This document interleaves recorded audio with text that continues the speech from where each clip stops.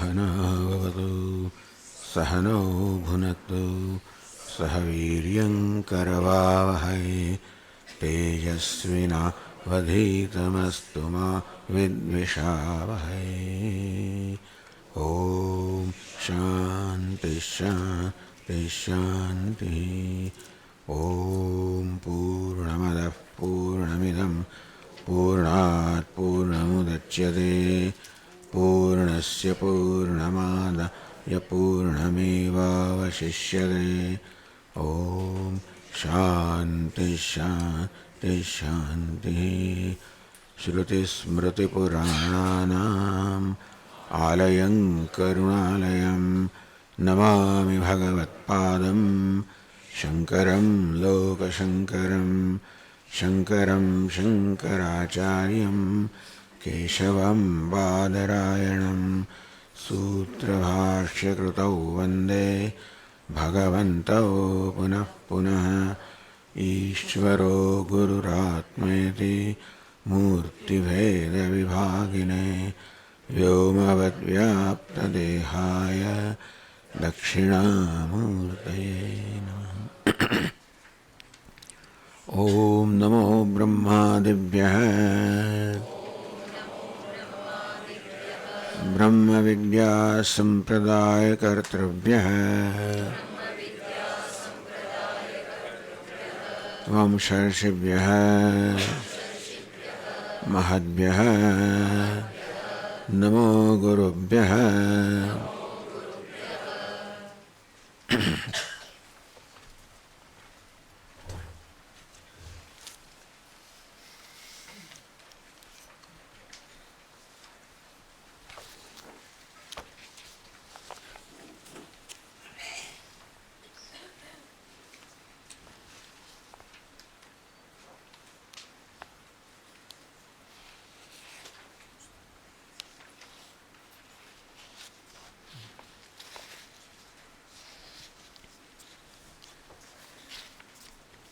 The page 13, the page on the passage 6.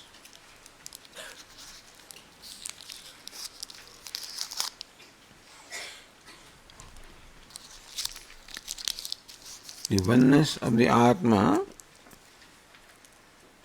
is demonstrated in a very interesting manner, in a different manner. How you and I are not essentially different from each other. That fact is revealed through the vyavahara or interaction that we have with each other and how we feel about each other. Brahmatam paradat ihanyatra atmanah brahmaveda. The Brahmana rejects him who looks upon Brahmana as different from his own self. The Kshatriya rejects him who looks upon Kshatriya as different from the self. And thus one by one everything is narrated, including the whole universe, sentient and insentient.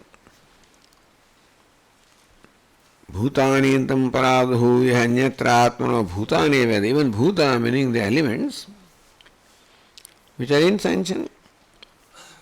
I don't know how they feel, whether they do or not, but the point is that even they also.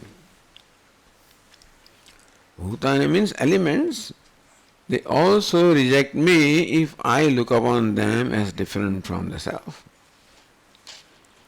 So sentient or insentient, whatever there is in the universe, rejects me, excludes me, if I look upon that as different from myself.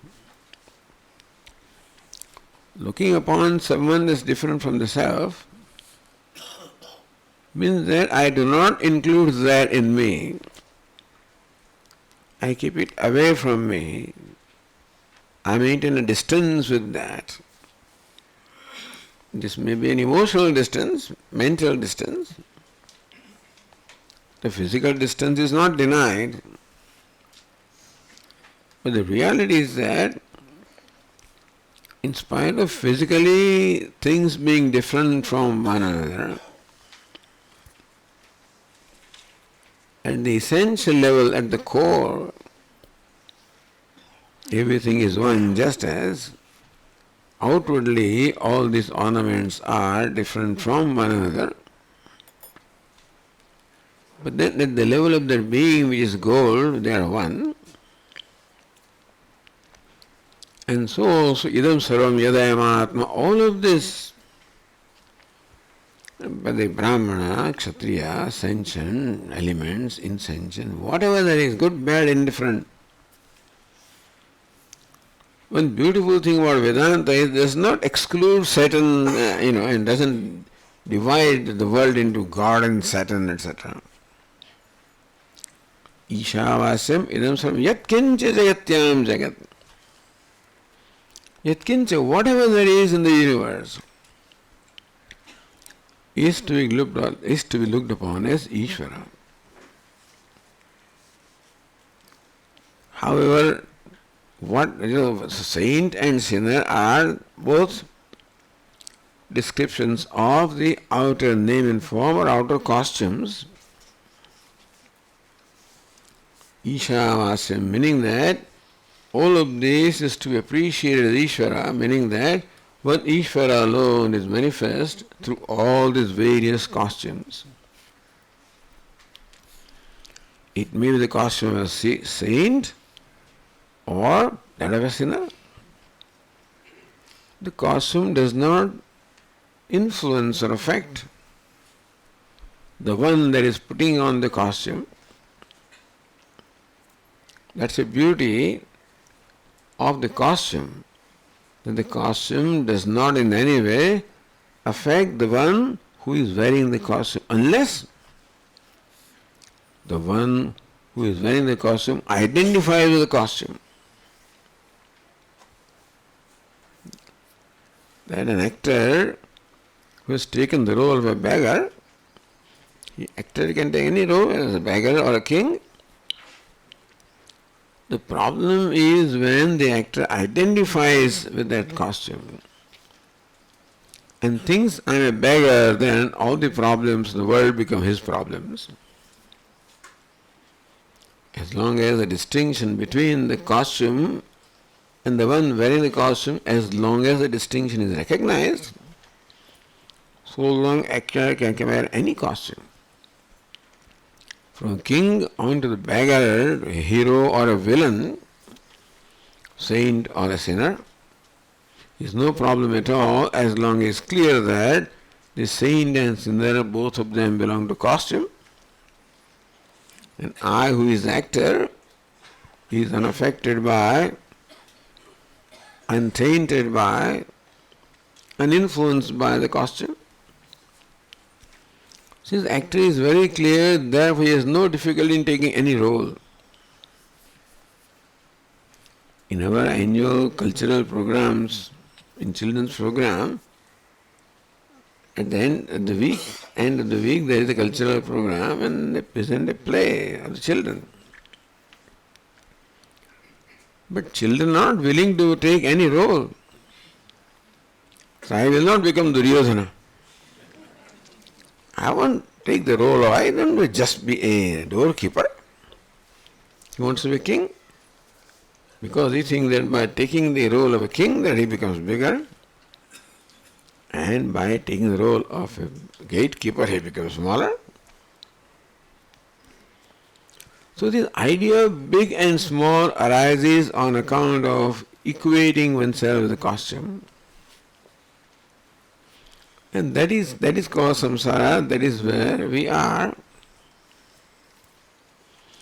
Each one entertaining variety of complexes, but in any case distinguishing the self from others. And unfortunately, the world teaches us how to distinguish ourselves. Many years ago in Ahmedabad, there was a calico mill, and then they were selling special kinds of clothes and garments, etc. A big hoarding distinguish yourself. Yes, today also they would feel proud of being different from others. So somehow the world seems to give importance to distinguishing myself from the others, as to how I can come out different from others in a given setup or a group. So how everybody is trying to distinguish themselves by the garments, by the makeup, by hairstyle, in whichever way we can. That I want to be taken note of as an individual, and as a vyavahara I see nothing wrong in that. Up to a certain point we require that to happen for our child, so that the child feels something, feels a self-worth. But then a time should come when that has to be dropped. Like in the varnashram vyavastha, the Vedas themselves created in us a sense of individuality. I am a brahmachari, grihastha, vanaprastha, sannyasi. So these distinctive identities were provided by the scriptures themselves. Because a person needs, I guess, certain identity for developing a self-respect and for conducting himself or herself with a sense of self-dignity. And then as far as vyavahara is concerned, that self-dignity or identity has a certain role to play. Then a time comes when that identity becomes a burden, which is where the sannyasa comes, which is when the identity is dropped. Having taken advantage of having an identity, a time comes when you need to drop that identity. Because identity was something that was superimposed, not something inherent, that I was not born as a Brahmana or a Kshatriya or whatever. All those stamps were made, things were stamped upon me, and that was required for vyavahara.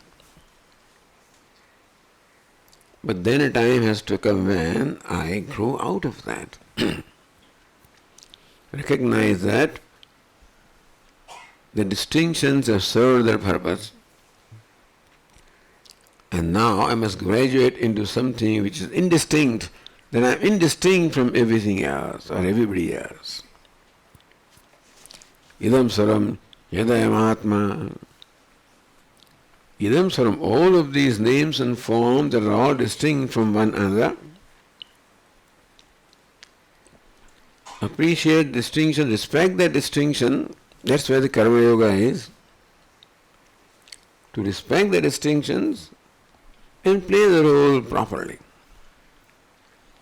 So playing the role then becomes a means of your self-purification or self-growth. When that is accomplished, then comes the time when you drop that role.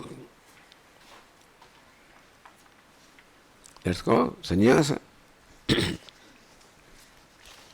And so the ultimate reality is that there is oneness or unity in all the diversity. This is the primary theme of the Upanishads. And that exists, and we are in some way aware of that oneness of ourselves. May not be consciously aware, but I should say unconsciously aware. Because the text here says that a Brahmana rejects the one who looks upon the Brahmana as different from the self. I don't think that I deliberately reject anybody, but unconsciously, I guess, that rejection must take place. When I feel that you do not include me, my response is one of excluding you. If you exclude me, I exclude you. Therefore, by not knowing the truth about ourselves, in the daily life, we live a life of mutual exclusion. And when I am excluded, I react. Brahmatam paradat. That Brahmana also rejects him. Brahmana is XYZ. Rejects him. Who looks upon that Brahmana or XY is different from the self. Very beautiful, fundamental truth is being told here by the Upanishads. That we do not appreciate or we do not like when we are excluded by others. Although that we may not be consciously aware of that also. But somehow it has been taken note of that I am excluded and therefore my response is one of excluding you. That's how all the conflicts arise. The conflicts arise on account of the excluding, mutual exclusion of each other. I don't include you and you respond by not including me. The Upanishad addresses that look, that exclusion is due to ignorance. Not knowing what the reality about myself is. Taking this upadhi or the name and form of the body-mind complex as the self. I look upon myself as an individual distinct from everybody else. Look upon others also as distinct atmas, distinct individuals, distinct atmas. All our vyavahara is based on this conclusion that the atmas are many, that you are an atma, I am another atma. And when that is there, the fear is always there. Upanishad says, Dvitiya dvai bhayam bhavati. Dvitiya means bhedbhava. When I look upon you as different from me, there is always fear within me. Although it may not be very evident to me, but the fear is always there that this one is different from me. See, when there are two entities and I do not know you in entirety and therefore I do not know who you totally are, whether to trust you or not trust you. In my mind always in the corner, because I don't know you totally, I'm always careful, watchful. So how vyavahara is based on this divided division, how therefore there is always a fear involved, how we always try to protect ourselves. This may not be very clear to us, but in walking, talking, in everything, I try to prove myself, I try to prove myself right, I try to prove myself superior, I try to prove myself important, I try to control things. We always want to control others, we want to feel important, more important than others. Even in the general talks or conversations also, we always try to prove ourselves right. The need to prove myself right. All of this arises from taking this individuality as a self. And that is how all the suffering arises from that. All the struggle arises because I am an individual different from you, and to retain that individuality and to project that individuality, etc., is all the struggle going on in life. I don't know to what extent the modern world will accept this, because the modern world, all vyavahara is based on distinguishing ourselves, based on competitions, based on doing better than others, based on proving myself, and I am rewarded for that. So that is how the whole setup is right now. And that setup is based on giving reality to duality. And therefore there can be nothing but conflict in life. Although people work in the universe, they work in the corporate world and this world and that world, but at every level, what is struggle. What is fear. What is aggressiveness coming from fear. What is conflict. This is what we see in the world. It's so sad also that people are so bright, so intelligent, so capable, and still not happy. Because anything based on the duality cannot create happiness. Happiness is only when there is non-duality. Our Puja Swami used to say that as long as that piece of sweet is different from me, there is still not total satisfaction. Only when that sweet is put in my mouth and there is oneness, and the flame of joy is created. Thus, the happiness is only in oneness, never in duality. But we take duality to be real, and we create a structure giving reality or duality, and then how to distinguish ourselves in that duality. It's life cannot but be miserable, I tell you.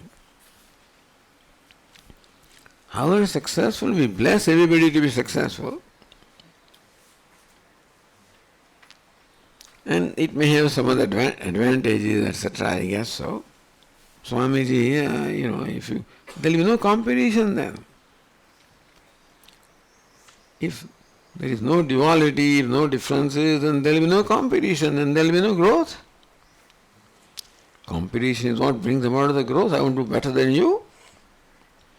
If that incentive is not there, that push is not there, then I will not be motivated to do better than others. How will there be progress? People are worried about progress. What will happen? How will there be progress? There is no competition, there is no duality. Because it is taken for granted that progress can come only out of dissatisfaction. So create dissatisfaction and then push him to prove himself. So you get the most out of that person. The whole corporate world is right now designed to extract the most out of every individual by creating competition and insecurity in that person and get the most. This is how the corporate world is structured. And you can't escape it because unless you create your own different setup, there is no way that you can do.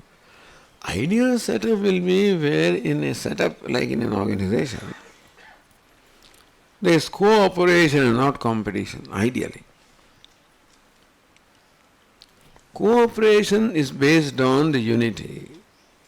Competition is based on the duality or division. In the universe, in nature, there is no competition, there is only cooperation.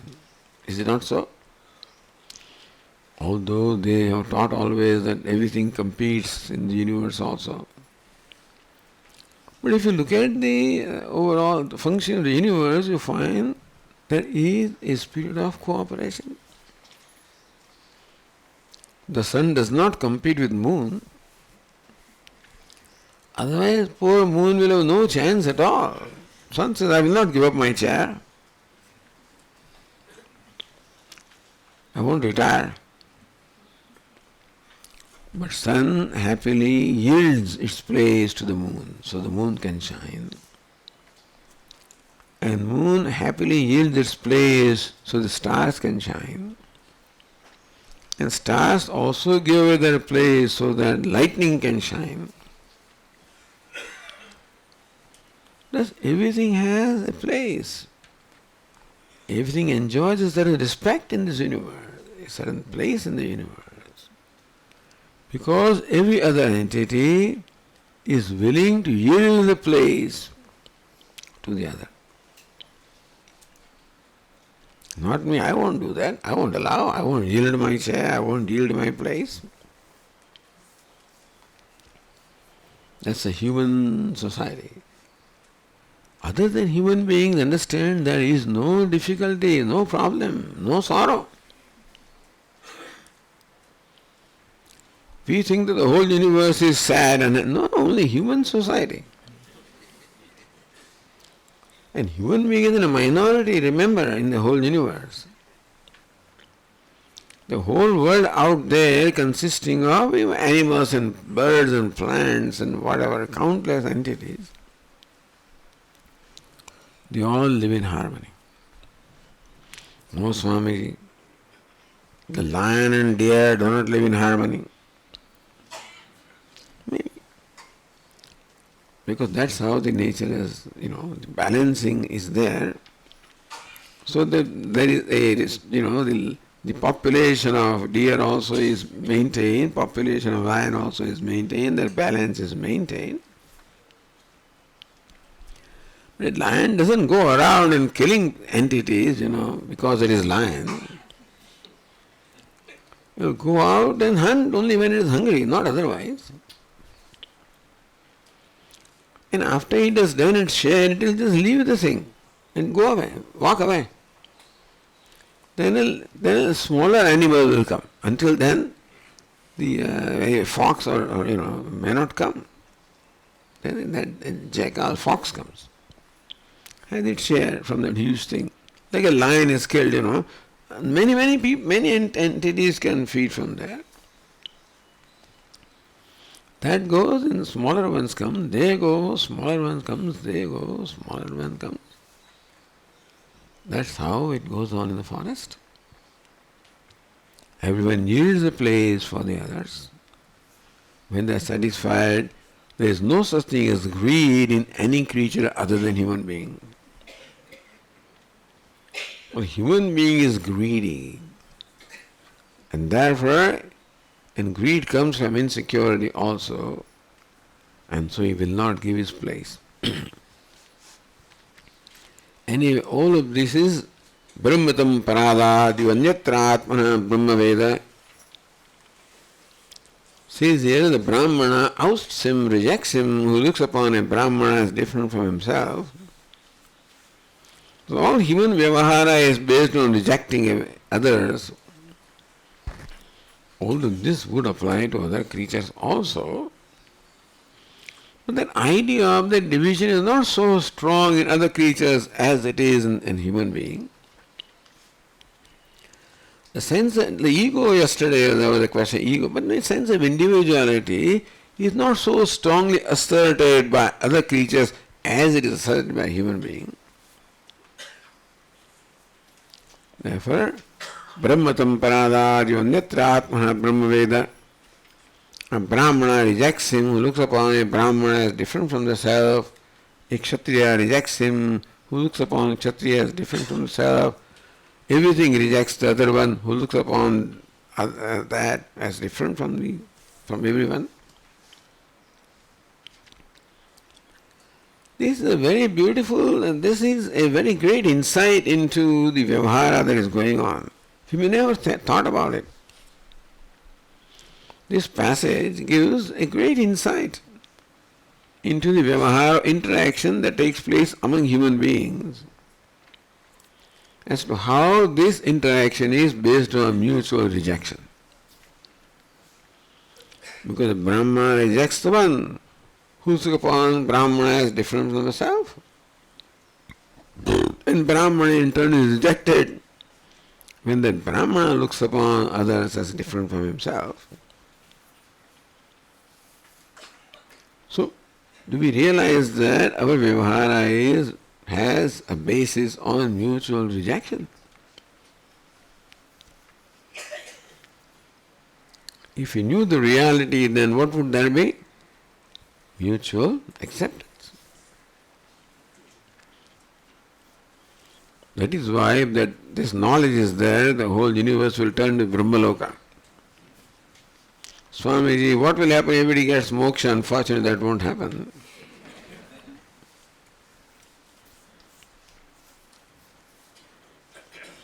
So ignorance is described differently in different texts. Bhagavad Gita says, Ubhauto vijanita nayam hanti na hanyate.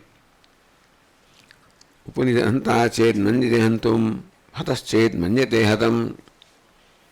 If one thinks that I am a killer, other one thinks that I am killed, both of them do not know because the self neither kills nor is killed. That's the ignorance is described in the Bhagavad Gita or in the Upanishad. Ignorance is described differently in different places. Here ignorance is described in this manner, that when I look upon a Brahmana as different from me, I become rejected by the Brahmana. And if Brahmana looks upon me as different from him, he gets rejected by me. The rejection may not be a deliberate thing, understand? We don't deliberately reject. It's something that is built in my very vyavahara, it's built in. I'm always cautious. I'm always protective of myself. I'm always careful. Because I don't know you. Understand that you cannot know in totality something that is different from you. By the way, if God also is sitting in heaven, meaning that Ishvara also is different from the universe, to say that Ishvara is omniscient will not be right. Because you cannot know in totality something that is different from you. You cannot even know in totality the little thing called part, because at a given time you can only see one part of an aspect of the part. There is no way that you can see this part in its totality. And you cannot know even a part in totality unless you see it in totality. So Bhagavan also is different from the universe. Bhagavan also can see aspect of the universe. And therefore that God cannot be omniscient. I can only know myself in totality. I cannot know something other than myself in totality. Think about this. Not that it matters if you have to prove something or whatever, but to say that Ishvara is in heaven, he knows everything, that cannot be, because one cannot know in totality something that is different from oneself. I can know in totality only myself. So thus, the whole vyavahara is based on division. Duality means division, mutual exclusion. What is meant by Dvaita is Bheda, Anyonya Bhava, meaning mutual exclusion, that we habitually exclude each other. That is how this Upanishad describes ignorance.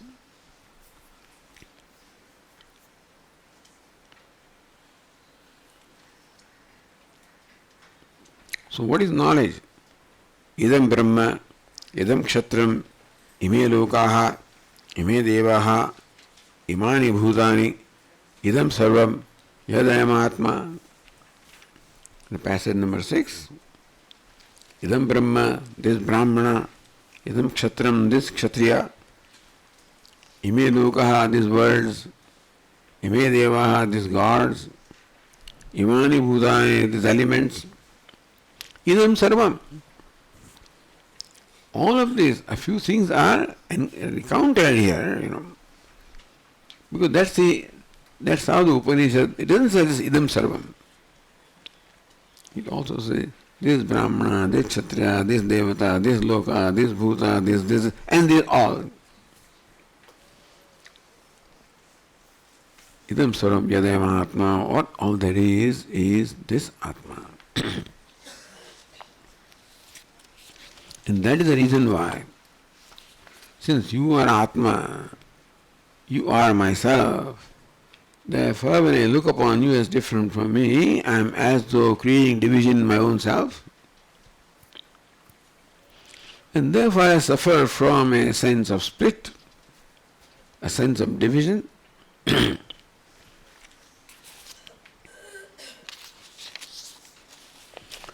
We do not need anything more than this to be unhappy, by the way. All that we need to be unhappy is this, that you are different and I am different. That's all. No, Swamiji, but you think about it. Because you are different, therefore I must be careful.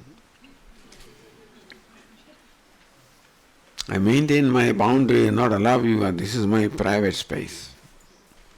I'm afraid that if you enter that private space and know what's all going on within me, I feel insecure. All tapping the phone, all sorts of stuff is going on. But anyway, so in order for me to maintain my security, I always hide things from the world. I never come out before the world as I am. Swami Khandan used to say, even a wife also does not tell everything to the husband. When a wife also, I would assume, I don't know, this is what he used to say.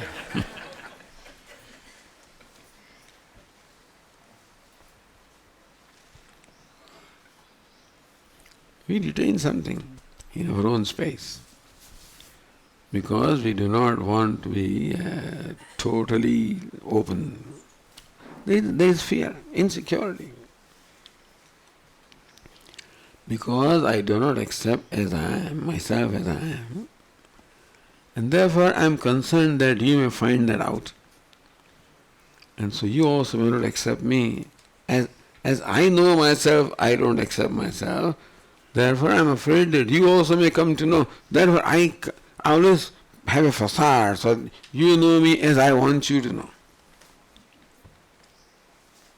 Always put a facade so that you know me as I want you to know. I know what I am or who I am. But the way I present myself is different from what I know to be myself. Why? Because I want you to be accepted. I want I to be accepted by you. Your acceptance is very important to me, and therefore I present myself in a way that it will be acceptable to you. Even now when I am talking also, make sure that what I talk also is acceptable to you.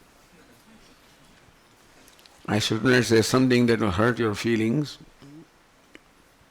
etc. I don't have to do that by God's grace anyway. But important thing is, I want to be approved by the world. A human being always wants to be approved by the world. And you exhaust your whole life in that process, And sometimes you don't, the child wants to be approved by the father. It never happens. A very demanding father, and then, what's the score in the exam? I scored 95. 95%, not 98. You can never please that person, regardless how well you perform. There's always a higher, mark.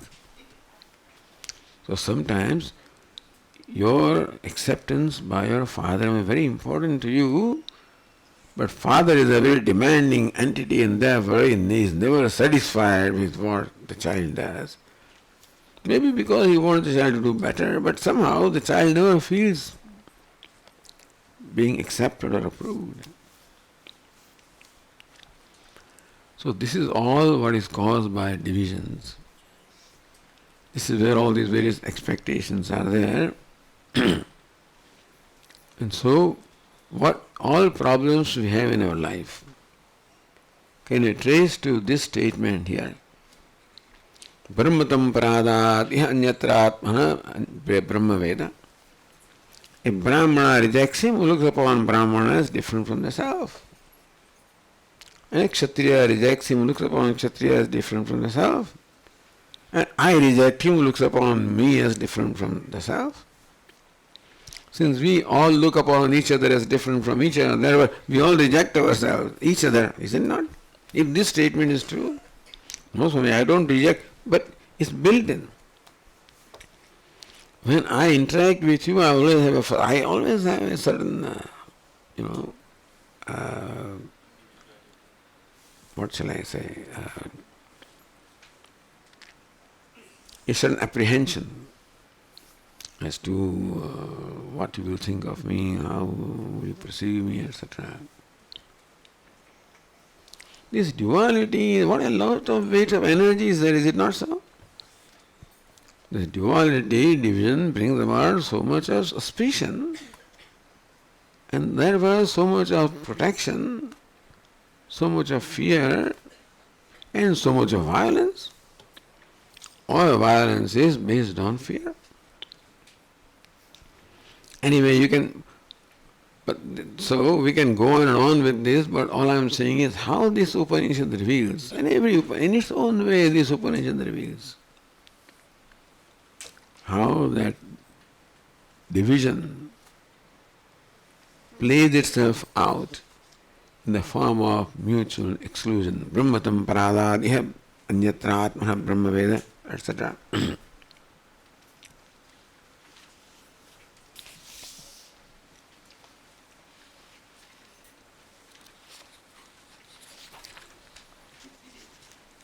Therefore, Upanishad said, in the page 5-6, idam brahma, idam kshatram, ime lokaha, ime devaha, imani bhutani, idam sarvam, yadayamatma.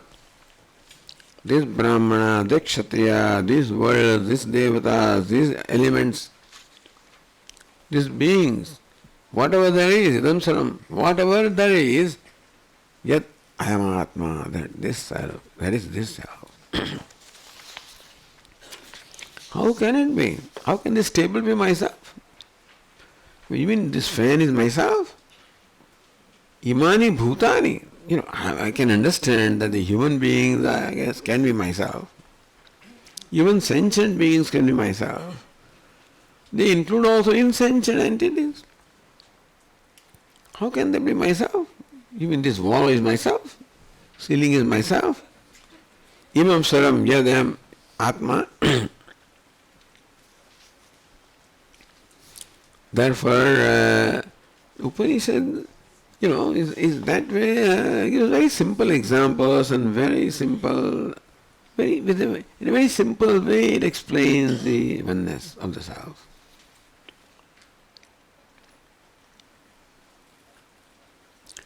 Yasmad atmana jayate, atmani valiyate, atmayam cha sthiti-kale, atma-vyatirika-grahanat, atma evedam sarvam. On the page 14, the last two lines of passage says, Yasmat atmana jayate, because everything is born of Atma. Atmani valiyate, everything merges back into Atma. Atmayam cha sthiti-kale, it is nothing, it remains imbued in the Atma. Then you can look at the translation also if the Devanagari or Sanskrit you are not familiar with. Because everything springs from the self, is dissolved in it, and remains imbued with it during continuance. Atma vyatirika agrahana, for it cannot be perceived apart from the self. Atma eva idam sarvam, therefore everything is the self. Yesterday, the simple rule was told that when two things are perceived together, they cannot be two, just as this ornament is perceived along with gold. We cannot perceive this ornament, bangle, unless we perceive gold, and therefore bangle is not separate from gold. When two entities are perceived together, they cannot be two, they have to be one. This part cannot be perceived apart from clay, and therefore pot cannot be different from clay. Two things are perceived together, therefore they are not two, they must be one. And so Bhashyakara says that everything is perceived, Atma is perceived, and then everything is perceived. So when I perceive this world, Atma is also perceived. Is it perceived? In what way is Atma perceived? When I perceive you or perceive anything. It is, but in what way?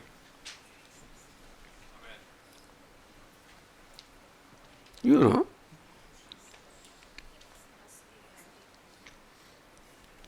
I am, ahamasmi, sadabhami, I shine, kadachindaham apriya, I never dislike myself. So that's the constant factor, asti, bhati, priyam. And why is it constant? Because it is self-shining. Nothing else is constant because to perceive anything else we require instrument of perception. To perceive colors and forms we require eyes. Therefore, if eyes are not functioning, you cannot perceive color and form. Thus we require a pramanam or valid means of knowledge to perceive anything. You have these 5 organs of perception which are pramanam or the valid means of knowledge for perceiving the respective objects. Shabda, sparsha, rupa, the sound, the touch, the taste, smell, color, form. What pramanam do you require to know that you are? What sense organ do you require to know that you are? Are you there? Let me see Swamiji. You scratch. Sometimes they say, am I awake or not? Let me try. What effort or what means of knowledge do I need to determine that I am? Nothing. Why? Because I am is self-revealing. That's called self-effulgent, which does not require. What is the pramanam, by the way? Pramanam or means of knowledge is that which reveals the object of knowledge. For example, eyes are pramanam for perceiving the spot. So eyes reveal the part. You follow? Ears reveal the sounds. A pramanam or means of knowledge reveals the respective object. In that sense, what is the pramanam to know that I am? It is self-revealed. Therefore, Atma or self does not require anything else to reveal. In fact, it reveals everything. Therefore, there is no pramanam as far as the self is concerned. But Swami uses Shruti is pramanam. Have you heard the Shruti is a pramanam for knowledge of the self? But Atma is self-effulgent. You don't need anything else to know that I am. Isn't it? Ahamasmi, sadabhami, kadachinnaham apriya. I am, I shine, I never dislike myself. Swasmi, bhami, priyam is something that is self-evident.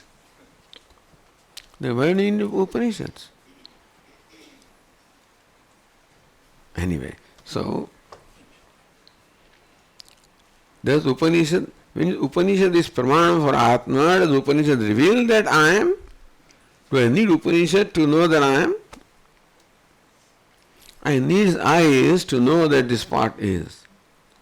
Similarly, if Upanishad is pramanam for Atma, do I need Upanishad to know that I am? Or I am conscious? No. Okay. So, now that I have started, for whatever reason, I'll conclude the topic. Yet Upanishad is not pramanam for revealing the self. Upanishad is pramanam for removing the misconceptions about the self. You can say that Upanishad pramanam by ignorance of the self, ignorance in the form of the misconceptions Adhyasa, superimpositions, or the Brahma or misconceptions. So Upanishad reveals the misconceptions of the self, and that way enables me to know myself as I am. So that way here,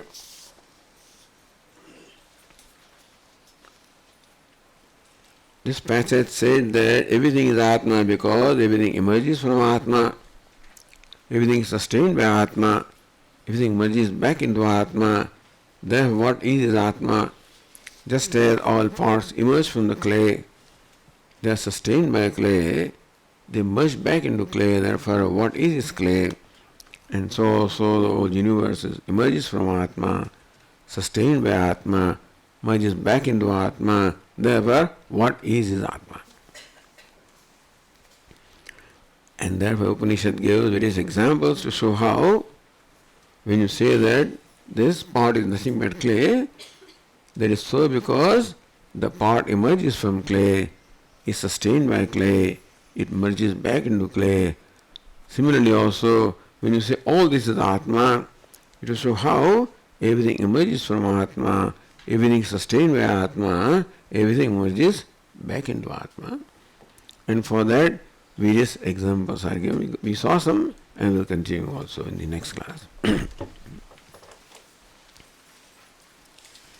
Om Purnamadah Purnamidam Purnat Purnamudachyate Purnasya Purnamadaya Purnameva Vasishyate Shanti Shanti Shanti Shankarang Shankaracharyam Keshavam Badarayanam Sutra Bhashya Kratau Vande Bhagavantau Punah Punah Ishvaro Gururatmedi Murti Bheda Vibhagine Vyomavad Dehaya Lakshana Murtaye Namaha Om Shanti Shanti Shanti Hari Om Shri Gurubhyo Namaha